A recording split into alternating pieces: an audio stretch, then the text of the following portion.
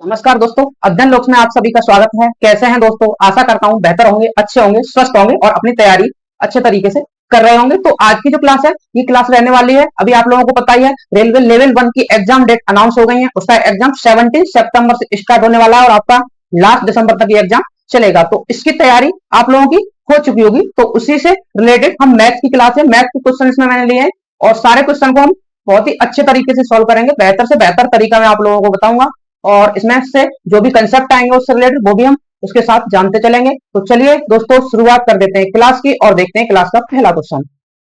तो क्वेश्चन पहला दिया है, ये एक प्रोपोर्शन का सवाल है, समानुपात का। इसमें दिया है यदि 48 रेशियो बी और समानुपात बी अनुपात 75 है तो और यहाँ पर दिया है बी इज ग्रेटर देन 0, तो हमें बी का मान बताना है। इसके लिए आप लोग जानते ही होंगे बहुत अच्छे तरीके से। पहले मैं बता देता हूँ उसका कंसेप्ट। जैसे मान लो A ratio B proportion C ratio D. अगर ये होता है तो आप लोगों को पता ही होगा, बाहर वाले पदों का मल्टीपल और बीच वाले पदों का मल्टीपल दोनों का गुणा बराबर हो जाता है। तो ए इंटू डी बराबर हो जाएगा बी इंटू सी। ये आप लोगों को ध्यान रख लेना, जब भी ऐसा सवाल आएगा तो बाहर वाले टर्म और मिडिल वाले टर्म का प्रोडक्ट इक्वल हो जाता है। बस ये आप लोगों को ध्यान रख लेना। तो बस ये क्वेश्चन अब खत्म है। जैसे 48 और 75 का मल्टीप्लाई बराबर किसको हो जाएगा? बी इंटू बी के। तो बी इंटू बी बराबर किसके हो जाएगा? 48 इंटू 75। तो आप इसको सॉल्व करेंगे तो बी स्क्वायर हो जाएगा। और इधर से देखो, अब इसका मैं स्क्वायर रूट लेना तो मैं इसको तोड़ देता हूँ 16 और 3 में, ठीक है जी। और इसे 25 और 3। अब इसका स्क्वायर रूट हम जब लेंगे, बी बराबर निकालेंगे, स्क्वायर रूट लेने पर मान लो यहाँ से ये चला जाएगा स्क्वायर रूट में 16, 3, 25 और 3, ठीक है। अब यहाँ से 16 4 बार आ जाएगा और 3 का एक पेयर बाहर आ जाएगा और एक 5, ठीक है जी। तो आप मल्टीप्लाई करेंगे 12 पंजे 7, तो 60 इसका राइट आंसर हो जाएगा, जो कि दिया गया ऑप्शन चौथे में। चौथा ऑप्शन इसका बिल्कुल करेक्ट होगा। उम्मीद करता हूं दोस्तों आप लोग इसे समझ पाए होंगे। बाकी बस आप लोगों को ये वाला कंसेप्ट इसका ध्यान रखना है, इससे सारे क्वेश्चन आप लोगों के हो जाएंगे। जरूरी नहीं है कि सेम, जैसे यहाँ पर मान लो कुछ भी पूछ सकता है, वो इन तीन तीन दे देता, चौथी पोजीशन का पूछ सकता था। इससे रिलेटेड अगर कोई सवाल आपके एग्जाम में आएगा तो आप इसे सॉल्व कर पाएंगे। बढ़ते हैं अगले सवाल पर। नेक्स्ट क्वेश्चन देख लेते हैं दोस्तों। नेक्स्ट क्वेश्चन ये है मेंसुरेशन का, जिसमें एक बेलन का आयतन दिया है 16 सेंटीमीटर की। यदि बेलन की त्रिज्या ऊंचाई बराबर है, बेलन की ऊंचाई सेंटीमीटर में ज्ञात कीजिए। तो सबसे पहले तो आपको बेलन का आयतन पता होना चाहिए। आप लोगों को नहीं पता है तो हम सबसे पहले बेलन के सभी फॉर्मूला में आप लोगों को बता देता हूँ। तो ये बेलन जो सिलेंडर होता है उसकी बात कर लेते हैं। सिलेंडर के लिए अगर वॉल्यूम की बात करते हैं, वॉल्यूम, इसका वॉल्यूम हो जाता है पाई आर स्क्वायर एच। आर यहाँ पर रेडियस है और एच इसकी ऊंचाई है। इसके कर्व सरफेस एरिया की बात करें सी एस ए, तो दोस्तों वो हो जाता है 2 पाई आर एच। और इसको टोटल सरफेस एरिया की बात करें तो वो हो जाता है 2 पाई आर एच। तो ये आएगा 2 पाई आर एच प्लस, जैसे सिलेंडर ये होता है आपका, सिलेंडर ये वाला होता है, इसमें दो कर्व सरफेस और आ जाएंगे, ऐड कर देंगे तो यहाँ से 2 पाई आर स्क्वायर और ऐड हो जाएगा 2 पाई आर स्क्वायर। तो इसी को हम लिख देते हैं 2 पाई आर और एच प्लस आर। तो टोटल सरफेस एरिया आप लोग ये वाला याद रखना है, ठीक है दोस्तों। तो अब क्वेश्चन को सॉल्व कर लेते हैं। इससे रिलेटेड जो भी फॉर्मूला थे मैंने आप लोगों को बता दिए हैं, आप इन्हें याद रखें। अगली बार अगर क्वेश्चन आएगा तो आप इसे आसानी से सॉल्व कर पाएंगे, ठीक है जी। अब इस क्वेश्चन को हम करते हैं सॉल्व। तो यहाँ पर जैसा कि दिया गया वॉल्यूम इसका दिया है 814, तो चलो 814 इसका वॉल्यूम दिया, ये रख देंगे, ठीक है जी। और यहाँ से पाई की वैल्यू लगा देंगे आप 22/7। आर की जगह हम आर और एच इसमें बराबर दिया, आर इक्वल टू किसके है? एच के। आर और एच को बराबर रखेंगे तो मैं आर की जगह पर यहाँ पर एच रख दूं और एक एच है तो ये एच क्यूब बन जाएगा, ठीक है जी, एच क्यूब। अब देखो इसको छोटा कर लेंगे थोड़ा, तो पहले चलो मैं 11 से काट दूंगा। 11 से 2 टाइम कटेगा, 11 से 11 7 जा 77 और 11 4 जा 44। 2 से और काट देंगे तो यहाँ से एच क्यूब बराबर आप निकालेंगे, दोस्तों कितना हो जाएगा 74। इसको 2 से और काट लेंगे 2 3 जा 6 और यहाँ से एक हो जाएगा 2 7 जा ये, और ये 7 यहाँ से और चला जाएगा। इसका मल्टीप्लाई करेंगे 7 7 जा 49, 7 का 3 से करेंगे 21 और यहाँ से 4 कैरी था हमारा तो 25 259। और इसका आप क्यूब रूट लेंगे, क्यूब रूट तो ये हो जाएगा कितना, एच का मान वही आ जाएगा क्यूब रूट 259, जो कि दिया गया है कौन से ऑप्शन में? तीसरे में। तीसरा ऑप्शन बिल्कुल करेक्ट हो जाएगा। तो ये था इसका राइट आंसर। बाकी के इससे रिलेटेड जो भी फॉर्मूला थे वो मैंने साइड में लिख दिए, तो आप उसको रट लें बिल्कुल, क्योंकि इससे एक मैथ लेसन से क्वेश्चन जरूर आना। तो आप लोग तैयार होकर जाए, बिल्कुल बिल्कुल ही वीक तैयारी के साथ ना जाए, अपनी तैयारी एकदम सॉलिड होनी चाहिए, आपका सिलेक्शन जरूर होगा, ठीक है दोस्तों। तो इसी के साथ बढ़ते हैं नेक्स्ट क्वेश्चन को। नेक्स्ट क्वेश्चन है दोस्तों एक्सपोनेंट एंड पावर का, बहुत ही आसान सा। इसके कुछ कंसेप्ट फॉर्मूला रूल होते हैं, वो आप लोगों को याद होने चाहिए। अगर नहीं याद है तो मैं यहाँ पर लिख देता हूँ, आप लोग इसे याद कर लेंगे। जब भी बेस समान होता है और पावर उसकी अलग अलग होती है और वो दोनों अगर गुना में होते हैं, उसकी पावर ऐड हो जाती है। कंसेप्ट नंबर 1 इसका मैं आप लोगों को यहाँ पर लिखता हूँ। जैसे एक्स की पावर हुई है एम और गुना में इसके साथ हो जाता है एक्स की पावर एन। जब बेस दोनों का समान होता है, आधा समान होता है, तो दोनों की पावर ऐड हो जाती है, एक्स की पावर एम प्लस एन। ठीक है, एक आपको ये याद रखना, और सेकंड आप लोगों को याद रखना एक्स की घात एम, और यहाँ पर हो जाता है ये डिवाइड एक्स की पावर एम, तब ये घातें हो जाती है माइनस, एक्स की पावर हो जाएगी भैया एम माइनस एन। ठीक है जी। तीसरा तीसरा ये कंडीशन है एक्स की पावर एम हो और इसकी होल पावर एन हो, तो जब ऐसा हो तो दोनों घातें ऊपर गुणा में आ जाती है, एक्स की घात आ जाएगी एम इंटू एन। ठीक है जी। चौथा चौथा आप लोगों को भी ध्यान रखना, जो कि इस क्वेश्चन में भी होगा, जैसे एक्स की पावर हो भैया यहाँ पर एम और बराबर में दिया हो एक्स की पावर एन, जब बेस सेम हो और दोनों बराबर में हो, तो तब जब बेस सेम हो जाए पावर भी उनकी बराबर होती है, तो एम बराबर एन। ठीक है, आप लोगों को चार कंसेप्ट याद रखने, और ऐसा क्वेश्चन आएगा आप इसे चुटकियों में 5 सेकंड में बना देंगे। अब इस क्वेश्चन को देख लेते हैं क्या कहता है क्वेश्चन। क्वेश्चन है बहुत ही आसान सा, हलवा जैसे 2 की घात -7 है और 2 की घात है 3n+4, और यहाँ पर दिया 2 की पावर 11 डिवाइड 2 की पावर 5, तो हमें n का मान बताना है। ये लोग कितना आसान सवाल है, यहाँ पर देख सकते हैं आप, दोनों की बेस है समान, तो 2 की घात -7 और 2 की घात 3n+4, तो आप पावर को डायरेक्ट ऐड करके यहाँ पर लिखेंगे, 2 की घात हो जाएगी देखो -7 और +4 कितना हो जाएगा -3, और 3n ये था 3n-3, और बराबर में से सॉल्व करेंगे आप, तो देखो 2 की घात 11 में से 5 माइनस हो जाएगी, 2 की घात वही बचेगी 6। ठीक है दोस्तों, अब देखो दोनों का, अब ये वाला कंसेप्ट हमारा जो लास्ट में मैंने लिखा था ये यूज हो जाएगा, तो दोनों का बेस समान है तो पावर भी इसकी बराबर हो जाएंगे, 3n-3 बराबर 6 के, तो यहाँ से 3n बराबर कितना हो जाएगा 9, तो आप n निकालेंगे तो 3 से डिवाइड कर दोगे तो कितना आ जाएगा 3, तो n का मान दोस्तों आ जाएगा 3। उम्मीद करता हूं दोस्तों आप इसे समझे होंगे। तीसरा ऑप्शन टिक करेंगे और बढ़ेंगे अगले सवाल की ओर। नेक्स्ट क्वेश्चन, नेक्स्ट क्वेश्चन आपका आ गया पॉलीगन से, जो बहुभुज होता है समबाहुभुज, उसका एक क्वेश्चन है। समबाहुभुज के कुछ फॉर्मूले होते हैं, वो आप लोगों को याद होने चाहिए, अगर नहीं याद है तो आप याद कर लें, तो मैं यहाँ पर लिख देता हूँ। जैसे कोई भी पॉलीगन है, पॉलीगन को हिंदी में भैया सब बहुभुज बोलते हैं। ठीक है, पॉलीगन, तो इसका फर्स्ट फॉर्मूला, इसके सभी जो इंटीरियर आंतरिक कोणों का योग, आंतरिक कोणों का योग की बात करें, आंतरिक कोणों का योग, ठीक है जी, तो दोस्तों वो हो जाता है n-2 180। ठीक है, n-2 180 डिग्री, और आप लोगों को ध्यान रखना n यहाँ पर क्या है, n सभी जगह रहेगी इसकी साइड, भुजा n होगी साइड। ठीक है, अगर इसी में पूछ प्रत्येक आंतरिक कोण, तो इसमें एक n से डिवाइड और हो जाएगा, ये आंतरिक कोणों का योग है, तो प्रत्येक कोण पूछेगा, प्रत्येक आंतरिक कोण, तो उसमें n से और डिवाइड कर देंगे। ऐसे सेकंड फॉर्मूला है बाह्य कोणों का योग, जो एक्सटीरियर एंगल होते हैं उनका योग, बाह्य कोणों का योग, तो ये दोस्तों हो जाएगा 360 डिग्री। आप लोग ये भी ध्यान रखना है 360 डिग्री होता है। तीसरा फॉर्मूला बहुत ही इंपॉर्टेंट, ये आपको जरूर याद रखना है, नंबर ऑफ इसके डायगोनल, जो नंबर ऑफ डायगोनल विकर्ण होते हैं, विकर्णों की संख्या होती है, वो हम कैसे निकालते हैं, इसके लिए आपको फॉर्मूला रखना है यार, n-3/2।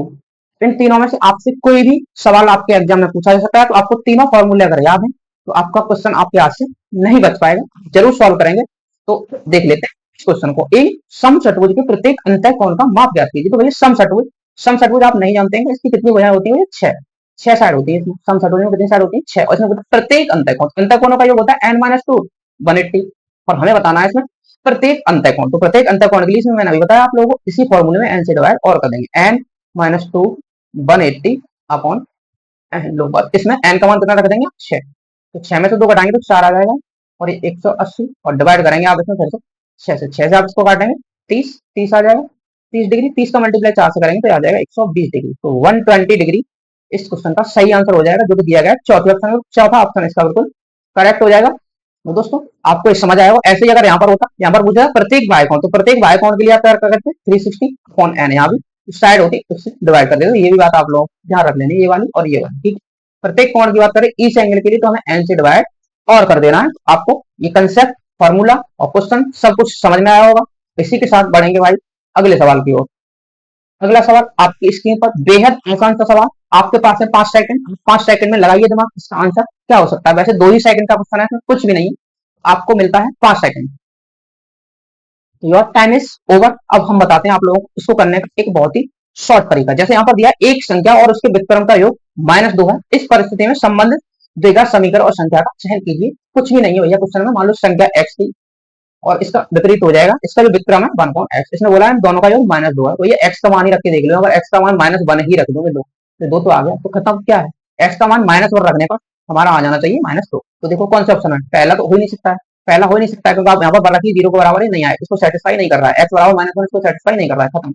दूसरा चेक करेंगे x बराबर 1 पे, ये तो आ ही नहीं सकता, इसको सेटिस्फाई नहीं कर रहा है, जैसे -1 रखेंगे तो 1 हो जाएगा, और ये प्लस टू, ये प्लस का आ जाएगा, ये भी खत्म। अब देखो एक्स बराबर -1 इसमें रखेंगे आप, तो ये हो जाएगा 1 -2 +1, इसी को सेटिस्फाई कर रहा है, तो ये इसका चौथा ऑप्शन बिल्कुल करेक्ट हो जाएगा। ये इसका द्विघात समीकरण। जैसे इस क्वेश्चन के लिए एक तरीका और, जैसे इस वाले ऑप्शन में एक्स से डिवाइड कर दूं तो क्या बनता है, लोग एक्स से डिवाइड करते हैं, एक्स प्लस 2 प्लस 1/x बराबर 0, तो यहाँ से आप निकालते हैं एक्स प्लस 1/x बराबर कितना आ जाता है -2। तो जो हमें दिया है क्वेश्चन वही तो निकल के आ गया। तो बस खत्म, कुछ नहीं करना है आपको, एक्स का मान इसमें पुट करके देख ले आप, जो सेटिस्फाई इसको कर जाएगा वो इसका आंसर हो जाएगा। और आप लोग यहाँ से ही चेक कर सकते हैं, जैसे एक्स इसी फॉर्म में बना लिया हम इसको इस फॉर्म में बना दिया हमने। तो चौथा ऑप्शन इसको सेटिस्फाई कर रहा है और कोई भी ऑप्शन इसको सेटिस्फाई नहीं कर रहा था, इसलिए हमारा इसका आंसर हो जाएगा ऑप्शन नंबर 4। ठीक है दोस्तों, तो आप इसे समझ होंगे। अब बढ़ते हैं अगले सवाल पर। जैसे ये अलजेब्रा में एक आइडेंटिटी भी होती है, आप लोगों ने पढ़ी होगी, वही आइडेंटिटी है और कुछ भी नहीं है। अगला सवाल, दो संख्याओं का लघुत्तम समावर्तक उनके महत्तम समावर्तक के 14 गुने के बराबर है, यदि एक संख्या 36 और उनके लघुत्तम समावर्तक और महत्तम समावर्तक का योग 270 है, तो दूसरी संख्या ज्ञात कीजिए। लॉजिक कर लेते हैं सही। इसका दिया भैया इसने एलसीएम और एक दिया है एचसीएफ जी। अब वो बोलता है जो इसका एलसीएम है एचसीएफ का 14 गुना है, दोस्तों मैं इसको एक्स मान लेता हूँ, तो क्या इसको 14x में लिख सकते हैं जी? बिल्कुल लिख सकते हैं, इसका 14 गुना हो गया है। अब वो बोलता है दोनों संख्याओं का योग, तो ये दोनों संख्या, एक मिनट, दोनों संख्या नहीं, एलसीएम और एचसीएफ का योग इसने दिया 270, तो 14x और x को आप जोड़ेंगे तो कितना हो जाएगा 15x, और ये दिया है दोस्तों 270, तो यहाँ से x की वैल्यू निकाल दो, एक बार कट जाएगा, यहाँ से 15, फिर बचेगा यहाँ से कितना 120, 15 120 हो जाएगा, 18 x का मान 18 आ गया। एक्स का मान यहाँ पर रख देंगे आप 18, तो 1800 के 72, 18 से मल्टीप्लाई करेंगे इसमें, तो 1800 के 72, दो 7 कैरी बचेगा, 18 और 7 25, 252, तो इसका एलसीएम आ गया। ऐसे यहाँ पर ये एचसीएफ इसका 18 हो गया।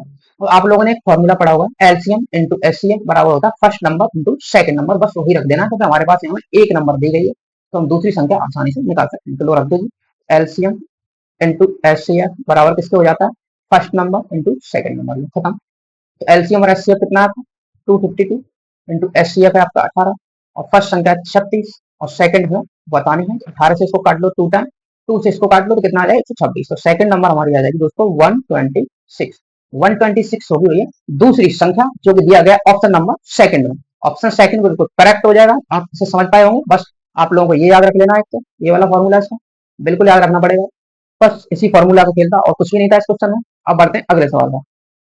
नेक्स्ट क्वेश्चन, नेक्स्ट क्वेश्चन दोस्तों आ गया ये कंपाउंड इंटरेस्ट चक्रवृद्धि ब्याज का। चक्रवृद्धि ब्याज की एक निश्चित दर पर निवेश की गई एक धनराशि 10 वर्ष में स्वयं की 3 गुनी हो जाती है, कितने वर्ष में धनराशि स्वयं की 9 गुनी? मौखिक सवाल है, आपको दिख ही रहा है, वो 3 गुनी हो रही है 10 वर्ष में। अब 9 गुनी करने के लिए हमें 3 का स्क्वायर करना पड़ेगा, इसलिए टाइम में 2 से मल्टीप्लाई, 10 दूनी 20, 20 वर्ष में वो हो जाएगी स्वयं की 9 गुनी। लोग खत्म ऑफ मौखिक क्वेश्चन। आप लोगों को नहीं समझ आया मौखिक, तो मैं आप लोगों को बता दूं, ठीक है जी। मान लो कोई धनराशि दी भैया 3, ठीक है, और ये अमाउंट बन जाता है इसका 1 से 3, 1 से 3 कितने दिन में हो जाता है 10 ईयर, 10 साल। अब बोल रहा है कि यही धनराशि भैया हो जाती है 9 गुनी।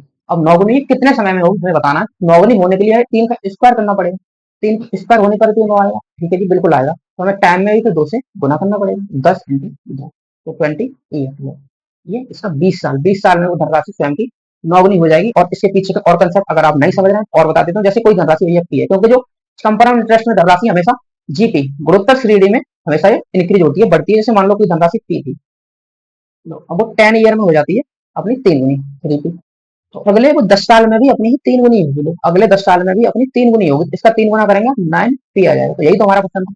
तो 10 वर्ष ये वाले और 10 वर्ष ये वाले, तो यहाँ से यहाँ तक 9 गुनी हो गई कितने में 20 वर्ष में। और आगे भी बोल देता हूँ और पूछता 27 गुनी कितने में हो जाएगी, मान लो 27 गुनी 27, तो 10 साल और लगते हैं उसके लिए। तो अब 30 वर्ष इसका आंसर आ जाता है। आप समझे होंगे कंपाउंड इंटरेस्ट में जो अमाउंट होता है हमेशा जीपी में चलता है, जीपी में गुणोत्तर श्रेणी में, बस वही कंसेप्ट यहाँ पर था, कुछ अलग नहीं था, बस आपको शॉर्ट में ना रखना, आप बेहतर कम समय में कर पाएंगे। नेक्स्ट क्वेश्चन पर मूव करते हैं, move on to next question. देख लेते हैं दोस्तों अगला सवाल क्या कहता है, पढ़ लीजिए आप लोग क्या, हम करेंगे इसे सॉल्व जी। तो ये आ गया आपका ज्योमेट्री का क्वेश्चन, और वो भी ट्रायंगल वाला, बहुत ही आसान सा ट्रायंगल का क्वेश्चन है ये। देख लेते हैं, ट्रायंगल एबीसी में एडी कौन ए का समद्विभाजित करती है और डी बीसी पर स्थित एक बिंदु है, यदि ए सी बराबर 4.2 सेंटीमीटर, बी डी बराबर 4 सेंटीमीटर, बी सी बराबर 7, तो हमें बताना है ए बी का मान। लो जी एक ट्रायंगल बना लेते हैं यहाँ पर, एक मिनट, ट्रायंगल भी सीधा नहीं बन पा रहा है, समझ सकते हैं। ये ट्रायंगल है भैया ए बी सी, उसने बोला है इस कोण ए का समद्विभाजक, इस कोण का जो समद्विभाजक है बाइसेक्टर वो मिलता है इसको डी पॉइंट का। समद्विभाजक के लिए ये वाला चिन्ह रहता है, आप लोग ध्यान रखेंगे। जो जो दिया है वो पहले इसमें लिख देंगे। ए बी तो पूछा ही है उसने, और एसी का मान दिया भैया 4.2, और बीडी का मान भी दिया है 4, और पूरा बीसी का मान यहाँ से यहाँ तक का कितना है 7। तो आप बोलेंगे इसको बीडी को माइनस कर दें तो डीसी मिल जाएगा 3। अब आप लोगों को इसमें एक थ्योरम याद रख लेनी है, जब भी ये बाइसेक्टर होता है तो इन भुजाओं का रेशियो बराबर रहता है, ए बी और बी डी बराबर रहता है AC अपॉन DC के। तो ये आपको थ्योरम याद रख लेनी, ए बी बाइसेक्टर थ्योरम बोलते हैं, A B upon B D बराबर हो जाएगा AC अपॉन DC। ठीक है जी, बस खत्म। अब कुछ भी नहीं बचा क्वेश्चन में, इसमें आप रख देंगे। तो यहाँ कर देता हूँ सॉल्व। ए बी का मान तुम्हें बताना है, A B upon B D का मान हमें पता है 4 इक्वल टू AC का मान 4.2। तो देखो 42 लिख देना, पॉइंट हटा दे रहा हूँ, नीचे जीरो बढ़ाऊंगा, 42 बटे 30। तो देखो 3 से काट देंगे 14 आ जाएगा, और ये 10 आ जाएगा। ठीक है, देखो यहाँ से निकालोगे ए बी, तो और काट लो तो 5 आ जाएगा, और ये 2।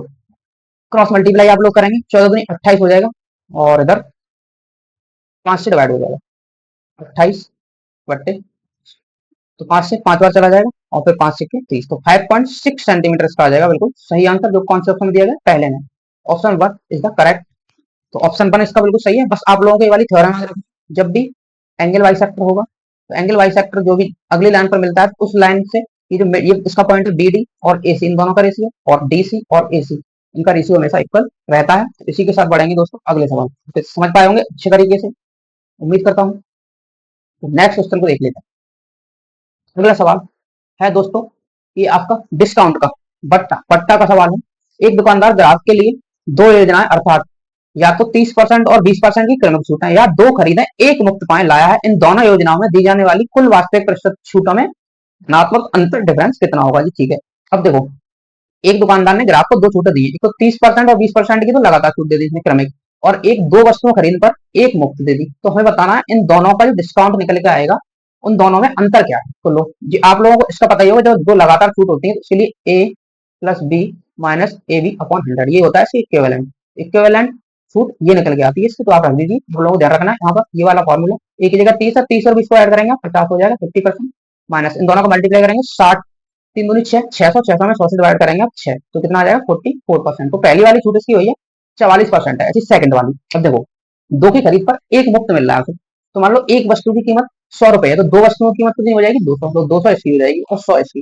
ठीक है, तो ग्राहक रुपए कितने देगा 200, और उसे चीज कितने की मिल रही है 300 की, 300 की चीज उसे 200 में मिली जा रही है। 300 की कोई वस्तु उसको 200 में मिली, तो भैया कितने रुपए की छूट मिलेगी 100 की, 100 की छूट मिली कितने 300 पर। इस वाली सेकंड जो उसकी छूट आएगी, सेकंड वाली कितनी आ जाएगी 100 बट्टे 300, या 1/3 आप डायरेक्ट ध्यान रख सकते थे, यहाँ पर कुछ भी नहीं, मैंने आप लोगों को समझा दिया 1/3, तो यह आ जाएगा 1/3, इसका मतलब हो जाएगा 0 कटे जाएंगे दोनों, 33 सही 1/3%। अब देख सकते हैं दोनों में उसकी सबसे ज्यादा छूट ये वाली थी, ये ज्यादा छूट थी, छूट ये फर्स्ट वाले केस में उसको ज्यादा छूट मिली, सेकंड वाले में कम, लेकिन हमें तो इन दोनों का अंतर बताना है, दोनों को माइनस कर देंगे। 44 44% है माइनस, अब देखो चलो माइनस करते हैं, तो 44, अब देखो ये है हमारा, तो इसको मैं कर दूं 33 99 100/3 हो जाएगा, 100/3, ये माइनस करना है इसमें, इसका आप एलसीएम लेंगे तो इसके साथ 300 के 12, 300 132, 132 में से आप माइनस कर देंगे कितना 100, तो 32/3, लो इतना बचेगा, कितने परसेंटेज। अब इसको डिवाइड करेंगे 10 आ जाएगा, 10 सही 2/3%। तो ऑप्शन कौन सा दिख रहा है इसका, दूसरा, सेकंड ऑप्शन इसका बिल्कुल करेक्ट है। इसी के साथ दोस्तों बढ़ते हैं अगले सवाल।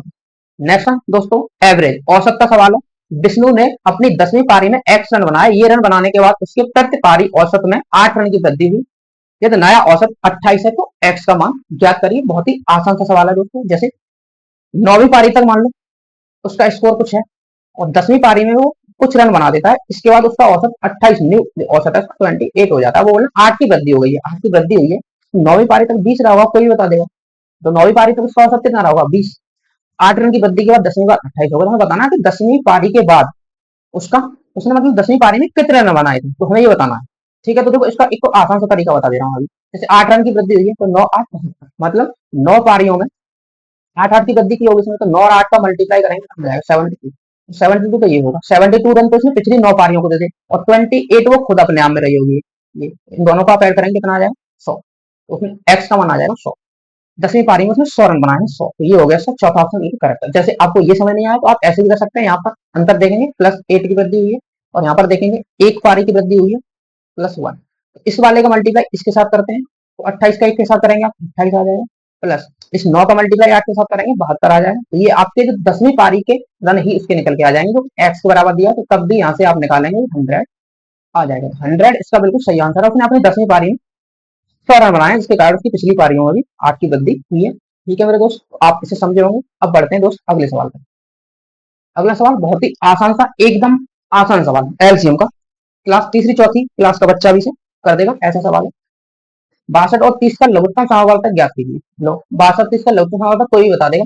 तो आप देखेंगे यहाँ पर मैं मान लो 62 ही मान लेता हूँ, एलसीएम एलसीएम मैंने मान लिया 62। तो 62 में आप बोलेंगे जैसे मैं 30 को तोड़ूंगा 15 और 2 में, ठीक है। तो इसमें 2 तो आ गया, यहाँ पर 31 दूनी 62 होता है, 15 और बच गया है। तो 15 से मल्टीप्लाई कर दो, 15 दूनी 30, 15 छिक्के 90 और 3 93, 930। तो 930 इसका राइट आंसर हो जाएगा, जो पहले ऑप्शन में दिया गया है।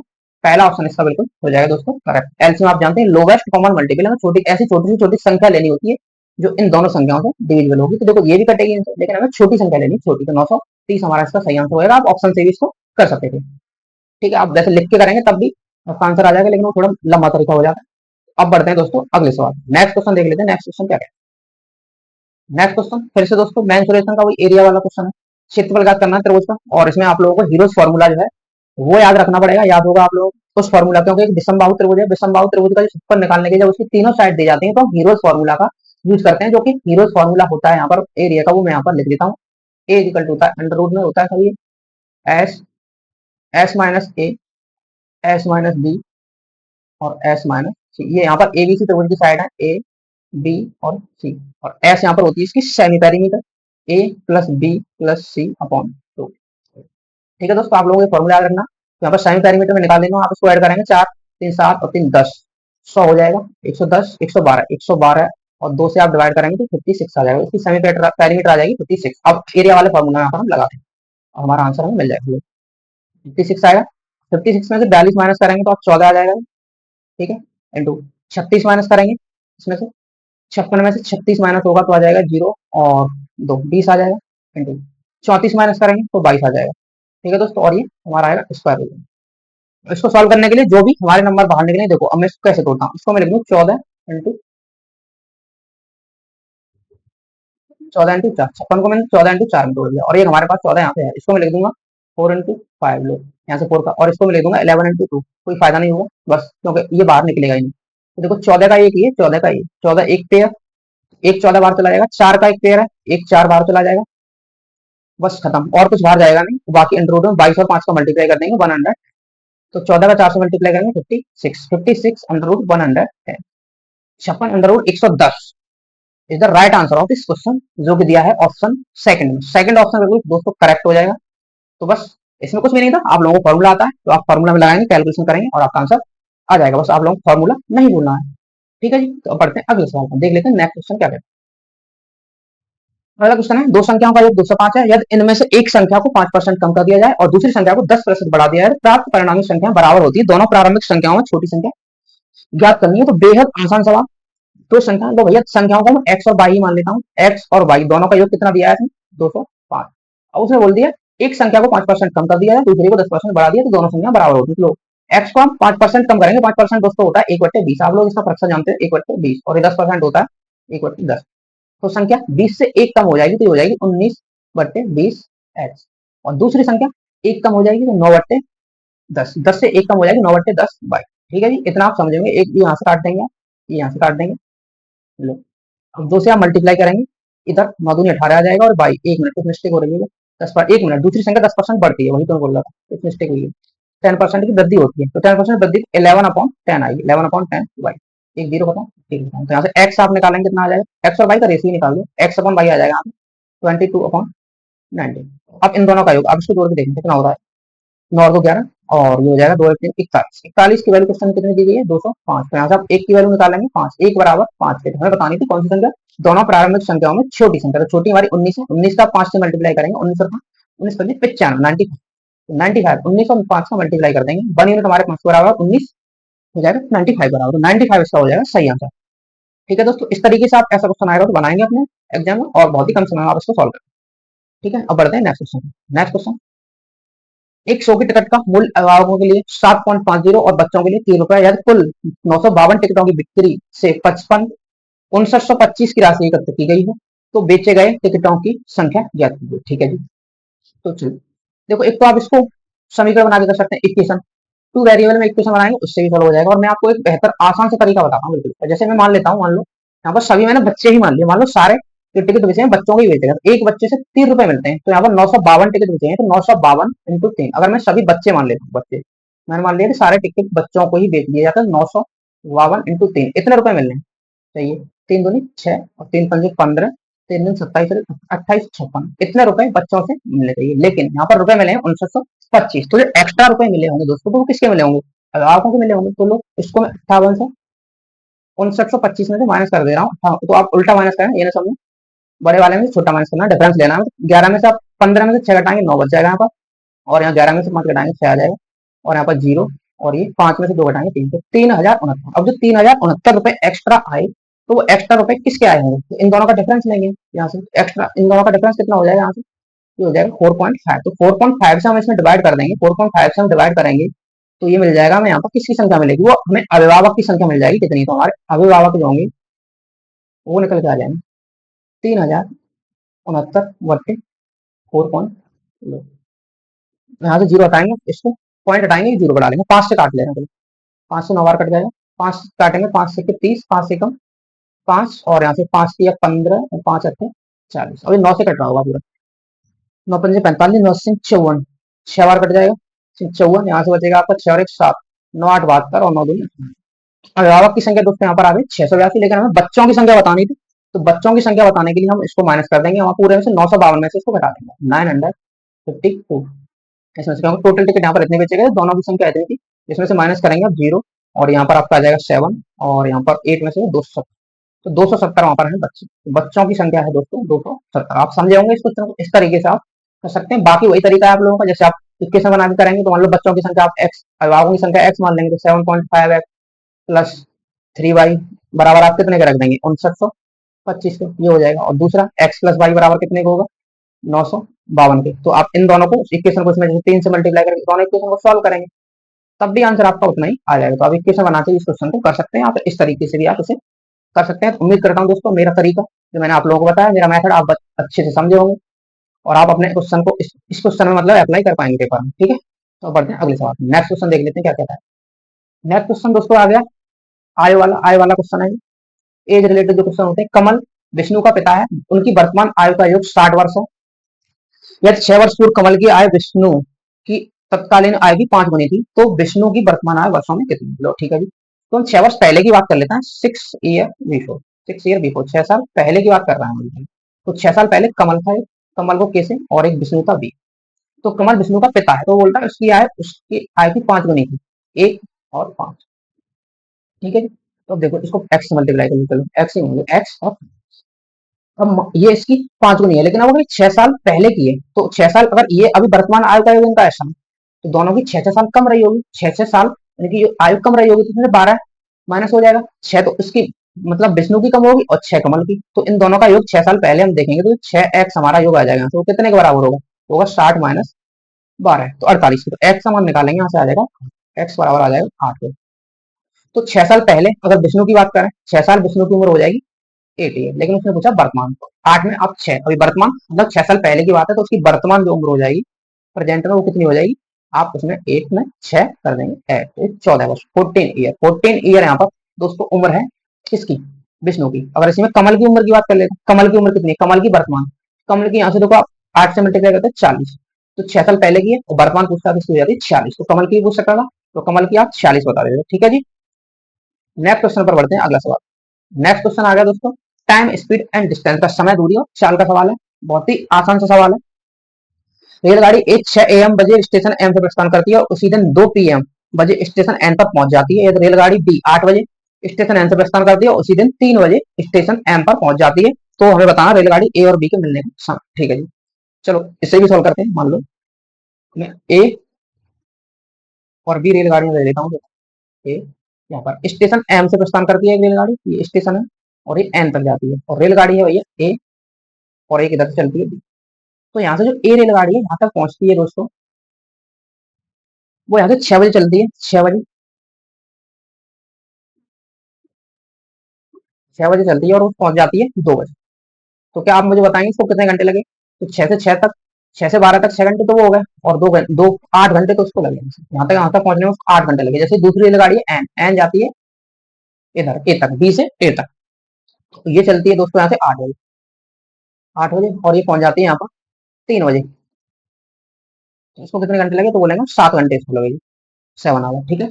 अब जब इस टाइप के क्वेश्चन में टाइम पता है, ना ही तो स्पीड पता है, ना ही दूरी पता है, तो हम दूरी हम दोस्तों यहाँ पर मान लेते हैं, जैसे इसको 7 आवर लग रहा है और एक को 8 आवर, उल्टा लग गया मैंने, चलो 8 आवर, पहली वाली को 8 आवर लगे, ए को, और दूसरी वाली को 7 आवर।